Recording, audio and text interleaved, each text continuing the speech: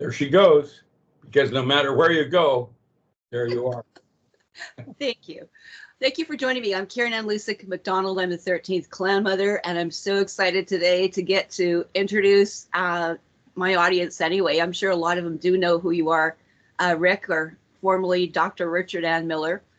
And what I'm going to do is I'm going to have you go into some of your incredible background, and I could never do justice to your curriculum vitae. So without further ado, Rick, please introduce yourself to my audience. Where shall I begin? In high school, my senior project was building a linear accelerator that created particles going faster than the speed of light. And I went to the nationals, and of course I got beat by Robert Strom, who had UNIVAC. But my science fair project was used on the Mariner 4 2 years later to measure the water on Mars. Then in 1960, old man DuPont, I was almost 16, I was 15 and a half, took me to NASA because there were two of us others.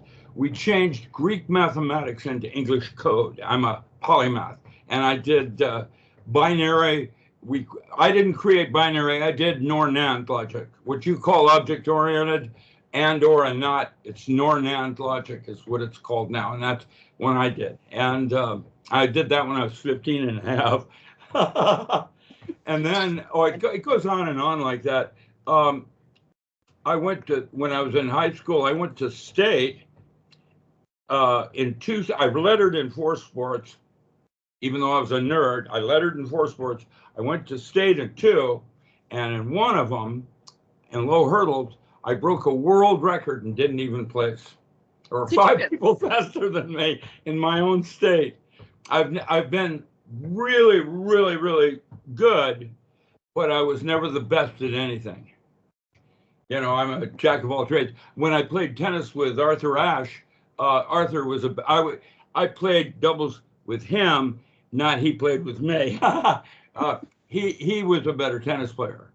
Gretchen Vosters was my doubles partner when I was playing at Wimbledon, and she was DuPont's granddaughter. Oh, wow. And that's how I met. DuPont. If I could get to the net, nobody could get by me on tennis. I was really, really good. I went to state at Washington State University. I went to, I shot 3-rail billiards and shot against Doug Tom. He beat me in 3-rail in the nationals, but I was able to go into Willie Mosconi's and take him straight on. So I, you know, anything I do really, really well, but there's always been someone better locally. Kept me from getting too high up in there in my, well, thank you, Lord. I didn't, and a lot of it is because of my dad. My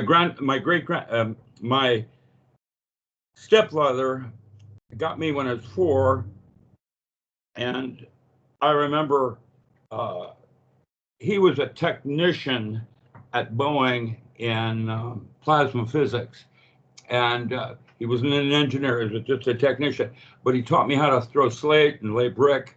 He had a finishing shop, so I learned how to do woodworking. Argentine tango.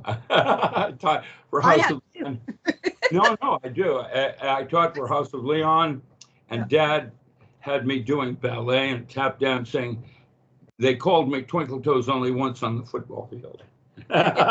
Didn't get another shot. So I had martial arts. I knew how to take out big guys. I remember Willie Gaskins. He was he was LA Raiders, All-American LA. He was playing at Renton High School. They beat us, but my coach said I had to take him out. And he came around right end. I was a linebacker. I played offense and defense. And they carried me off the field out cold. But he ended up going, I hit him with a cross body block because he was twice my weight. And he was really fast and really big. And I still took him out. And when he went to Pullman with me, he always respected me because he said he never got hit harder in his life. I just gave it all. That was, yeah, right. That was high school. college, I did an undergraduate thesis, which I built the first plasma jet, creating flames 60 times hotter than the sun. And then Giannini came in and took it and used it to make space shuttles with the shuttle program. That's what I did in undergraduate. Wait, in graduate school, it goes on and on. When I came out of graduate level, I knew there was something else going on. My parents were atheists. And so they didn't, they sent me to catechism to armor me with all the high school missionary crap that goes on. And so I was armored. But when I came out of graduate school, I knew there was something else going on. And so I studied 6 years with Gershom Scholem, learning Old Hebrew and Greek. And I did my own biblical translations. And I can tell you there are discrepancies. In Qumran, there's 2 Dead Sea Scrolls from Qumran that are 80 and 120 years old that factually state you don't put the king of Jerusalem on a cross. They put his brother Simon on it. And the second one confirmed that and then gave Simon something to drink to get him off the cross before he was dead. And is that true? I don't know.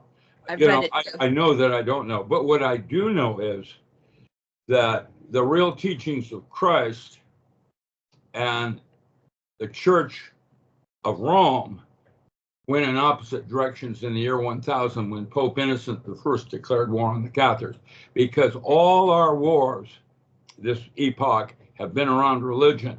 And it was Christ himself that said the only person you could judge was yourself. And so what's right for a Muslim or a Jew is correct for them, but may not be for you. And that doesn't mean you're wrong. Mm-hmm. Mm-hmm. But most Christians, because of born again, what do they call those? Charismatics, things of that nature. Jesus said it, I believe it, and that's that. Okay. Iron brimstone.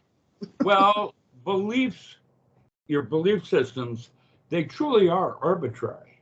It's where you grow up and what's necessary for survival in a given situation. You grew up in Israel, what are you going to do? Nature and nurture. It's a whole different ballgame everywhere. You say there's all of that. And fellowship is what I go to church for. I find a group of people that have values I aspire toward and try to hang out with them, make it easier for me to become like that in terms of values and purpose and so on. Now, with all of that said, the first thing I did when I worked for Boeing, they gave me laboratories because I was gifted with my hands. Anything I touched worked. Do you understand what I'm saying? I could touch a circuit and know it was need to change it. Laboratory equipment, it was simple. I was gifted that way. I just could do that. And so Boeing gave me some laboratories. I did the static one test for the B-52, other things like that, where we break the wings to see what pressure they can take, that kind of thing. I had strain gauges, and my laboratory was the one that did that. And when they laid off 30,000 PhDs in one day, they dropped me back down to a GS-10. And kept me at Boeing. And I quit and went to work in anesthesiology. And the first year, I built the single most important laboratory equipment and measurement in medicine. It's called the aortic catheter. It goes into the femoral artery. Yeah. Aortic femoral bypasses, right? Yeah. Well, I built that from scratch. They were 2 years behind on a 5-year grant, and I went ahead and built it and completed the entire grant in 1 year. Do you know that was the first surgery, Rick, I ever watched as a nurse when I was a student nurse, was watching the aortic femoral bypasses. So I know exactly what you're talking about. Well, at the Where's your catheter, I had a Doppler transducer that does blood flow at 10 megahertz. And then I grew the crystals, and they were 28 megahertz pulse echo off the aortic wall. And that, I grew the crystals, worked it off. The whole thing worked, and then they started murdering dogs. How they do, to test. Yeah, right. And name is science, I know. Yeah, what happened was, because I had tenure, yep. Now I could do anything I wanted. And what I did is paranormal phenomena. And I worked out of the University of Washington, anesthesiology. I was on 4th floor, not 12th. Anesthesiology is the highest form of medicine, even over brain surgery. But I was a physicist, and the guy next to me was doing ketamine, telepathy, and BZ gas. And the guy over here was doing chip implants, a guy named Delgado doing chip implants in rhesus monkeys, and chip sticking in the brain, and it's real creepy stuff. It's interesting. I was talking with a little bit, just texting with Dr. Jack Cruz. So he talked all about the neuro implants and not realizing what he was doing at the time and how it was going to be used later on for nefarious projects for neurolinking. There's all kinds of chip implant concepts going on now. Yeah. In fact, that's one of the books I wrote. I did the first public demonstration of an AI. It's here, trust me. I got it. I got it right here. Project Paraphile. That was a grant that I had, and I did this at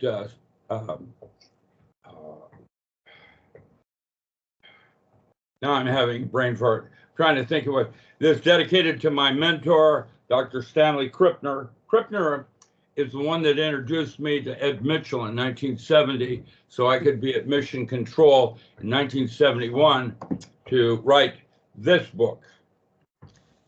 So ESP, Introduction Through Forms of Self-Hypnosis. Both back then, both extrasensory perception and hypnosis were pseudosciences. And what I discovered was there's an altered state, not where you are, but right there. If you go right there, your ability in guessing is 400 times where you are here. And this gives the protocols on how to do that. And Duke brought in Sybil Leek and Gene Dixon and the usual suspects. Right. And I won it by 4 orders of magnitude. There wasn't even near, I was just simple. And that was the first protocol I gave Navy SEALs, which book is that? This is, I've got so many books here. I didn't get them all. I just got the ones that we're going to talk about today. Power Tools for the 21st Century is 8 protocols I gave the SEAL program in 1972 that turned Navy SEALs into Supermen. Altered states, one of the altered states, ESP was one, hypnosis, where instead of thinking about which way you're going to go, you work with your gut, you have a much better chance of survival. Okay. Instinct. If you take a bullet, it's because you were supposed to. Got me? It's different than thinking about it. And you think, maybe if I do this and if I do that, what happens next is the worst possible scenarios happen. That's what logic is about. That's why people are statistically not able to do anything, because they think about it and they come in neutral. But if you go into an altered state using self-hypnosis, and I did Gil Boyne schools, I'm a certified hypnotherapist, so I got my degrees and pedigrees and all, that kind of, well, it's credibility, basically, at that time, nobody believed in ESP. And I had already done Kirlian photography, photographing the aura. It turns out that that was not an aura. What Kirlian photography is a secondary emission of electrons. It isn't measuring anything. However, my senior professor at Pullman followed my work, and based on my Korean photography, built the first MRI at Washington State University, Dr. Bender. And he built that based on my work, that stimulated and led him to do the MRI. Historically, I'm going to probably be remembered like a really important person. I may even get to go to Stockholm this next year. I don't know. I'm writing a new field theory to supersede my holographic universe by 54 years. I invented the holographic universe. Gabor did a hologram, and he was at DuPont when I was working for old man DuPont out of graduate school. And I walked and saw this guy in a laboratory with creating a three-dimensional image, and I went in. That led me to understand that why I did that was that whenever you take an analog system and you digitize it, even music, right, you induce an uncertainty principle where you can't get there from here. The more you know about one thing, the less you know about something else. That means Heisenberg, there's always an uncertainty, when you go from analog to digital. Right. So I thought, well, I'll try to bypass that and I'll work on it using information rather than space and time for measurements. And it turns out, 54 years later, I now realize that's limited also because there's a theorem in information theory that states, quote, if you have enough information to ask a coherent question, you have enough information to answer it. That means the answer lies in the frame of the question. The framing of the question, In other words, Simon says you can go halfway to the door. You can't get there from here. How many steps? Well, it's just a way of looking at things, And so what I'm doing now is the multiverse. Those are all the different universes where you and I never met are all happening also. Simultaneously. And they are all contained in what we call the proton cloud. The proton cloud is the space between when a proton becomes a particle and when it becomes a wave. That's called the proton cloud. And the multiverse, how many decisions did you make today that might have affected a whole bunch of people around you? Lots. Exactly. And all of those universes have happened. And the one you're currently enjoying, Nightmare on Elm Street, is a dream. That's true. Well, how's that work? Some days I think it is. It's basically the singularity has already happened, and you're in a dream state, what we call the matrix, where it's not real. And there's all these other universes that are also real happening right now, and you're just experiencing one of them from a conscious point of view. And I know that I don't know, and I know that the multiverse won't last long. I don't think there'll ever be a theory of everything. I think the big toe, because imagination is reality, not physics. That's why you have two brains, EQ, IQ, there's all relationships of this to that called a cavitation process, where that's chapter 7 in this book here. Now, non-local mind in a holographic universe. Okay, can you just hold it from the bottom so I can see? There we go. That's perfect. Okay, like that? Yeah. Now, chapters, I did the entire layout. It's also dedicated to my mentor, Stan Krippner. This one, the chapters is the new directions in mind control. Chapter 2, the structure of water, or how psyche enters matter. Chapter 3, the omega principle, or the energy which patterns randomness. Right. Chapter 4, belief systems and how they can work as a tool. Chapter 5, the world of synchronicity, where nothing happens by chance. Chapter 6, fullerene water. I worked under Jerry Pollack when I was in anesthesiology. And chapter 7 time travel and the true nature of cavitation, and chapter 8, the mind's eye, where imagination becomes reality. Now, all of these first books have been dedicated to Nick Begich, where he does the foreword, because I have it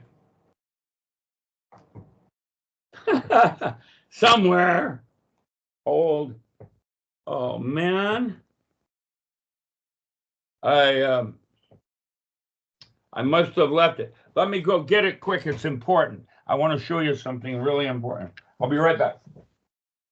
So I'm really going to encourage you guys to go look at Rick's site. It's drrichardalanmiller.com.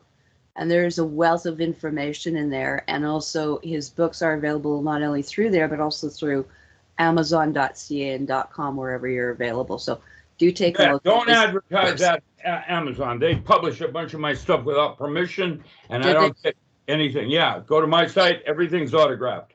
Okay, now, well, that's a great thing we got. Original book. And what Nick did is he brought me up to Chickalone and